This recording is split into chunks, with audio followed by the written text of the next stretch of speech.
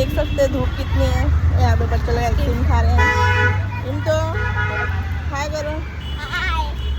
धूप बहुत है गाइस, गर्मी का महीना चालू हो गया। आइसक्रीम खाते रहो हम लोग की तरह।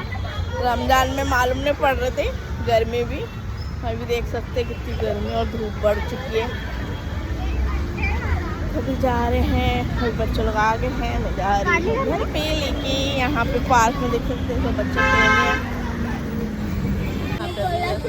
खाएंगे हम लोग एक प्लेट में 2 हाफ हाफ, दूसरी चीज़ खाना है हम लोग फिर यहाँ पे सोफे देख कर लोग सुन लेते, वो बोल रहे थे सोफिया हम लोग तो बहुत खुशी मिलती है। सुबह बोल कुछ नहीं, ये देखो इसका ये कान कैसा हो गया, इसकी दवा लेने आए हैं और ऐसा बोलते तो बहुत खुशी होती है। कोई पहचानता तो लोगों के नाम से मिलते हैं दवा लेने के बाद। यहाँ पे दवा ले ली हम लोग।